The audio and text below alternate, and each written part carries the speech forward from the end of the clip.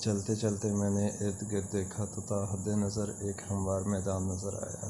ماحول کچھ ایسا ہو رہا تھا جیسے فجر کی نماز کے بعد اور سورج نکلنے سے قبل کا ہوتا ہے، یعنی ہلکا ہلکا اجالا ہر طرف پھیلا ہوا تھا۔ اس وقت اس میدان میں کم ہی لوگ نظر آ رہے تھے، مگر جو تھے ان سب کی منزل ایک ہی تھی۔ میرے دل میں سوال پیدا ہوا کہ ان میں سے کوئی نبی یا رسول بھی ہے۔ میں نے صالح کو دیکھا، اس سے معلوم تھا کہ میں کیا پوچھ رہا ہوں۔ کہنے لگا، وہ سب کے سب پہلے ہی اٹھ چکے ہیں، ہم انہی کے پاس جا رہے ہیں۔ کیا ان سے ملاقات کا موقع ملے گا؟ میں نے بچوں کی طرح اشتیاق سے پوچھا۔ وہ چلتے چلتے رکا اور دھیرے سے بولا، اب انہی کے ساتھ زندگی گزرے گی۔ عبداللہ، تم ابھی تک سمجھ نہیں پائے کہ کیا ہو رہا ہے۔ آزمائش ختم ہو چکی ہے، دھوکہ ختم ہو گیا ہے، اب زندگی شروع ہو رہی ہے، جس میں اچھے لوگوں کے ساتھ رہیں گے اور برے لوگ ہمیشہ برے لوگوں کے ساتھ رہیں گے۔ اصل میں بات یہ تھی کہ میں ابھی تک شاک سے نکل نہیں سکا تھا۔ دراصل ابھی تک نئی دنیا کا سارا تعارف عالم برزخ میں ہوا تھا۔ وہ ایک نوعیت کی روحانی دنیا تھی، مگر یہاں حشر میں تو سب کچھ مادی دنیا جیسا تھا۔ میرے ہاتھ، پاؤں، احساسات، زمین و آسمان، ہر چیز وہی تھی جس کا میں پچھلی دنیا میں عادی تھا۔ وہاں میرا گھر تھا، گھر والے تھے، میرا محلہ، میرا علاقہ، میری قوم۔ یہ سب سوچتے سوچتے میرے ذہن میں ایک دھماکہ ہوا۔ میں نے رک کر صالح کو دونوں ہاتھوں سے پکڑ لیا۔ میرے گھر والے کہاں ہیں؟ میرے رشتہ دار، احباب سب کہاں ہیں؟ ان کے ساتھ کیا ہوگا؟ وہ نظر کیوں نہیں آ رہے؟ صالح نے مجھ سے نظریں چرا کر کہا، جن سوالوں کا جواب مجھے نہیں معلوم وہ مجھ سے مت پوچھو۔ آج ہر شخص تنہا ہے، کوئی کسی کے کام نہیں آ سکتا۔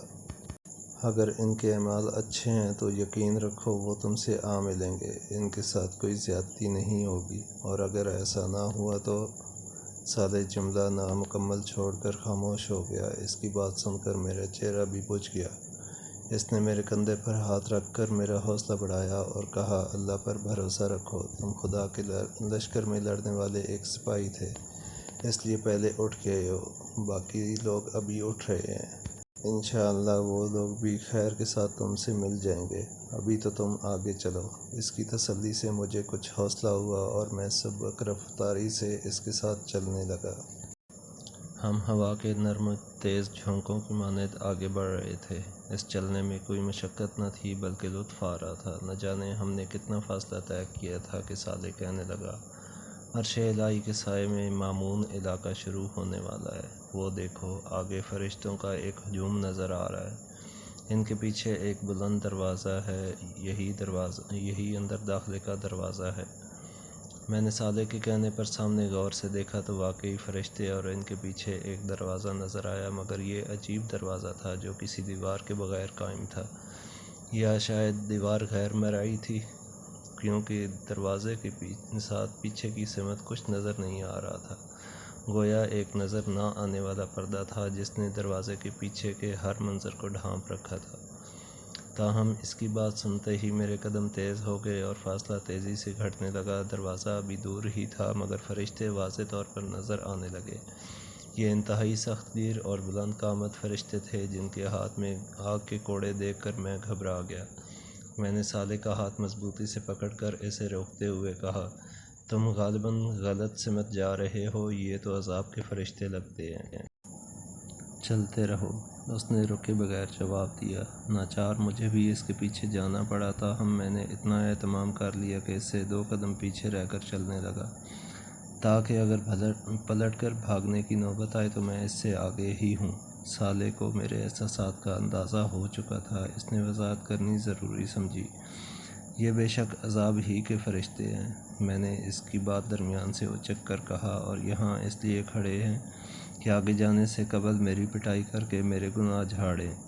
وہ میری بات سن کر بے اختیار ہنسنے لگا اور بولا، دیکھو، اگر پٹائی ہونی ہے تو تمہارا بھاگنا مفید ثابت نہیں ہوگا، کوئی شخص ان فرشتوں کی رفتار اور طاقت کا مقابلہ نہیں کر سکتا۔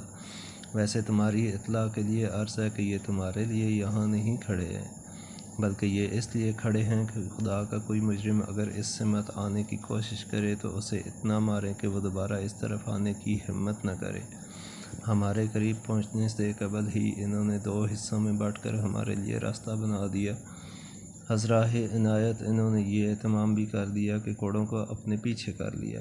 میرا خیال تھا کہ وہ ہمیں دیکھ کر مسکرائیں گے اور اظہار مسرت کریں گے، مگر کوشش کے باوجود میں ان کے چہروں پر کوئی مسکراہٹ تلاش نہ کر سکا۔ صالح کہنے لگا، ان کی موجودگی کا ایک مقصد تمہیں اللہ کی اس نعمت کا احساس دلانا ہے کہ کس قسم کے فرشتوں سے تمہیں بچا لیا گیا۔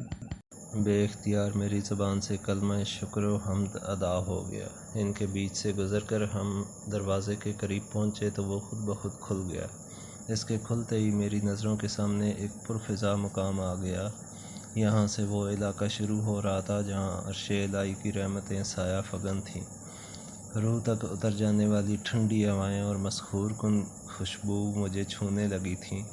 ہم دروازے سے اندر داخل ہوئے تو دیکھا کہ دور دور تک فرشتے قطار در قطار کھڑے تھے۔ ان کے چہرے بے حد دلکش تھے اور ان سے کہیں زیادہ خوبصورت مسکراہٹ ان کے چہروں پر موجود تھی۔ یہ ہاتھ باندھے مؤدب انداز میں کھڑے تھے۔ ہم جیسے ہی ان کے بیچ سے گزرے، دعا و سلام اور خوش آمدید کے الفاظ سے ہمارا خیر مقدم شروع ہو گیا۔ ان کے رویے اور الفاظ کی تاثیر میرے روح کی گہرائیوں میں اتر رہی تھی اور ان کے وجود سے اٹھنے والی خوشبوئیں میرے احساسات کو سرشار کر رہی تھیں۔ یہاں داخل ہوتے ہی مجھے یہ محسوس ہوا کہ میرے اندر کوئی غیر معمولی تبدیلی آئی ہے، لیکن اس وقت میری ساری توجہ فرشتوں اور یہاں کے دلکش ماحول کی طرف تھی، اس لیے میں زیادہ توجہ نہیں دے سکا کہ میرے ساتھ کیا ہوا ہے۔ میں اس کیفیت کو بس یہاں کے ماحول کا ایک اثر سمجھا۔ چلتے چلتے مجھے کچھ خیال آیا تو میں نے صالح کے کان میں سرگوشی کی، یار یہ تو ٹھیک ہے کہ یہ لوگ مجھے کوئی نجات یافتہ شخص مان کر میرا استقبال کر رہے ہیں، لیکن یہاں میری ذاتی واقفیت تو کوئی نہیں ہے۔ کیا یہاں تمہارا کوئی واقف ہے؟ میری بات سن کر صالح ہنستے ہوئے بولا، عبداللہ، آج ہر شخص اپنی پیشانی سے پہچانا جائے گا کہ وہ کون ہے۔ تمہیں علم نہیں مگر تمہارا پورا تعارف تمہاری پیشانی پر درج ہے۔ تم دیکھتے جاؤ آگے کیا ہوتا ہے۔ قطار کے اختتام پر کھڑا ایک وجیح فرشتہ جو اپنے انداز سے ان سب کا سردار معلوم ہوتا تھا میرے پاس آیا اور میرا نام لے کر اس نے مجھے سلام کیا۔ میں نے سلام کا جواب دیا۔ پھر وہ بہت نرمی اور محبت سے بولا، ہمیشہ باقی رہنے والی کامیابی مبارک ہو۔ میں نے جواب میں شکریہ ادا کیا ہی تھا کہ وہ دوبارہ بولا، کیا آپ آئینہ دیکھنا پسند کریں گے؟ میری سمجھ میں نہیں آیا کہ اس نے یہ بات مذاق میں کہی تھی یا سنجیدگی سے، کیونکہ اس وقت آئینہ دیکھنے کی کوئی معقول وجہ مجھے سمجھ نہیں آ رہی تھی۔ تاہم اس نے میرے جواب کا انتظار نہیں کیا، ایک فرشتے کو اشارہ کیا اور اگلے ہی لمحے میرے سامنے ایک قد آدم آئینہ تھا۔ میں نے اس آئینے کو دیکھا اور مجھے یقین ہو گیا کہ اس نے میرے ساتھ مذاق کیا تھا، کیونکہ یہ آئینہ نہیں بلکہ انتہائی خوبصورت اور زندگی سے بھرپور پینٹنگ تھی، جس میں ایک خوبصورت نوجوان بلکہ شہزادہ شاہانہ لباس زیب تن کیے کھڑا تھا۔ یہ تصویر کسی بھی اعتبار سے تصویر نہیں لگ رہی تھی، بلکہ یوں محسوس ہو رہا تھا کہ جیسے آئینے کے سامنے کوئی زندہ انسان کھڑا ہے۔ میں نے اس فرشتے کی طرف دیکھا اور مسکرا کر کہا، آپ اچھا مذاق کرتے ہیں مگر پینٹنگ اس سے بھی زیادہ اچھی کرتے ہیں۔ مصور تو آپ ہی معلوم ہوتے ہیں، لیکن اس میں ماڈل کون ہے؟ فرشتے نے انتہائی سنجیدگی سے میری بات کا جواب دیا، پینٹر تو المصور یعنی مالک ذوالجلال ہے، البتہ ماڈل آپ ہیں۔ اس کے بعد اس نے صالح کو اشارہ کیا، وہ میرے قریب آیا اور میرا سر گھما کر دوبارہ پینٹنگ کی طرف کر دیا۔ اس دفعہ پینٹنگ میں اس نوجوان کے ساتھ صالح بھی نظر آ رہا تھا۔ میں حیرت سے کبھی صالح کو دیکھتا اور کبھی اس آئینے میں کھڑے دوسرے شخص کو، جس کے بارے میں ان دونوں کی متفقہ رائے یہ تھی کہ یہ میں ہی تھا، مگر یہ میں تو نہیں۔ میں نے بلند آواز سے کہا۔ جواب میں صالح نے یہ مصرع پڑھ دیا، اے جان جہاں، یہ کوئی تم سا ہے کہ تم ہو، لیکن یہ کیسے ممکن ہے؟ میں تو ایک بوڑھا شخص تھا اور جوانی میں بھی کم از کم ایسا نہیں تھا۔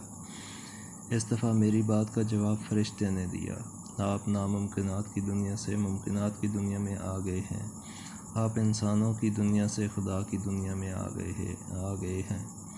آج ہر شخص ویسا نہیں دکھائی دے گا جیسا وہ دنیا میں دوسرے انسانوں کو نظر آتا تھا۔ بلکہ آج ہر شخص ویسا نظر آئے گا جیسے وہ اپنے مالک کو نظر آتا تھا، اور مالک کی نظر میں انسانوں کی صورت گری ان کے گوشت پوشت پر نہیں بلکہ ان کے ایمان و اخلاق اور اعمال کی بنیاد پر ہوتی تھی۔ آپ اسے دنیا میں جیسے لگتے تھے ویسے ہی آج اس نے آپ کو بنا دیا ہے۔ ویسے یہ عارضی انتظام ہے۔ آپ کی فیصلہ کن شخصیت اس وقت سامنے آئے گی جب جنت میں آپ کے درجات کا فیصلہ حتمی طور پر ہوگا۔ سر دست تو آپ آگے جائیں، بہت سے دوسرے لوگ آپ کا انتظار کر رہے ہیں۔ ہم آگے کی سمت بڑھ رہے تھے۔ مجھے اندازہ ہو چکا تھا کہ اندر داخل ہوتے ہی مجھے جس تبدیلی کا احساس ہوا تھا وہ کیا تھی۔ میری چال میں بہت اعتماد تھا۔ شاید یہ آئینے کا اثر تھا کہ اب مجھے یقین آنے لگا تھا کہ رب کعبہ نے مجھے سرفراز کر کے میرے بخت کو ہمیشہ کے لیے جگا دیا ہے۔ میری زندگی کے شب و روز اور اس میں پیش آنے والے مسائل اب میرے لیے خواب و خیال ہو چکے تھے۔ پچھلی دنیا کی محرومیاں، صبر اور محنتیں کبھی اس طرح بھی رنگ لائیں گی، مجھے اس کا قطعاً اندازہ نہیں تھا۔ قرآن کریم اور احادیث میں اگلی دنیا کا بہت کچھ تعارف پڑا تھا، مگر آنکھ جو کچھ دیکھ سکتی، کان سنتے اور حواس محسوس کر سکتے ہیں، وہ الفاظ سے شعور تک بہت کم منتقل ہوتا ہے۔ آج جب یہ سب حقائق سامنے ہیں تو یقین نہیں آتا کہ مجھے یہ اندازہ تو زندگی ہی میں ہو چکا تھا کہ آخرت کی بازی میں جیت جاؤں گا، مگر اس جیت کا مطلب اتنا شاندار ہوگا، اس کا مجھے بالکل بھی اندازہ نہیں تھا۔ تمہیں ابھی پورا اندازہ نہیں ہوا ہے۔ سالے پتہ نہیں کس طرح میرے خیالات پڑھ رہا تھا۔ اس کے جملے نے مجھے چونکا دیا۔ اس نے اپنی بات جاری رکھی۔ اصل زندگی تو ابھی شروع ہی نہیں ہوئی، ابھی تو تم حشر کے عارضی مرحلے میں ہو۔ اصل زندگی تو در حقیقت جنت میں شروع ہوگی، اس وقت خدا کا بدلہ دیکھنا، اس وقت خدا کو داد دینا۔ سر دست تو آگے دیکھو، ہم کہاں کھڑے ہیں۔ اس کی بات سے مجھے احساس ہوا کہ میں اپنے ماحول سے بالکل لاتعلق ہو کر چل رہا تھا۔ میں نے نظر اٹھا کر دیکھا، ہم اس وقت ایک وسیع و عریض اور سرسبز و شاداب میدان میں تھے۔ آسمان پر سورج چمک رہا تھا، اس میں روشنی تھی پر دھوپ نہ تھی۔ آسمان پر کہیں بادل نہ تھے مگر زمین پر ہر جگہ سایہ تھا۔ زمین سبز تھی، شاید اسی کے اثر سے آسمان نیلگوں کی بجائے سبزی مائل ہو رہا تھا۔ میدان کے وسط میں ایک فلک بوس پہاڑ تھا، محاورتاً نہیں بلکہ حقیقتاً فلک بوس، کیونکہ اس کی چوٹی جہاں سے ہم کھڑے دیکھ رہے تھے آسمان میں پیوست لگ رہی تھی۔ فضا میں ہر طرف بھینی بھینی خوشبو مہک رہی تھی۔ یہ خوشبو ہر اعتبار سے بالکل نئی مگر انتہائی مسحور کن تھی۔ ہماری سماعت ہمیں ان نغموں کا احساس دلا رہی تھی جو کانوں میں رس کھولنے والی موسیقی کے ساتھ چار سو بکھرے ہوئے تھے۔ مجھے یہ لگ رہا تھا کہ یہ خوشبو اور موسیقی میری ناک اور کان کے رستے سے نہیں بلکہ براہ راست میرے اعصاب تک پہنچ رہی ہے۔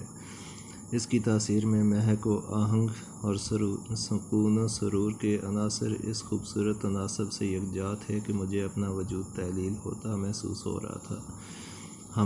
میں ایک جگہ رک کر کھڑا ہو گیا اور آنکھیں بند کر کے اس ماحول میں گم ہو گیا۔ سالے نے میرا انہماک دیکھ کر کہا، اس پہاڑ کا نام اعراف ہے، آؤ اس کے گرد چکر لگاتے ہیں، میں ساتھ ساتھ تمہیں یہاں کی ساری تفصیلات سے آگاہ کرتا رہوں گا۔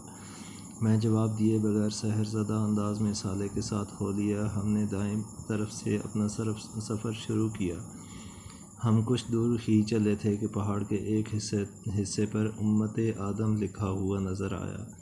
میں نے سالے سے پوچھا، کیا یہاں آدم علیہ السلام ہیں؟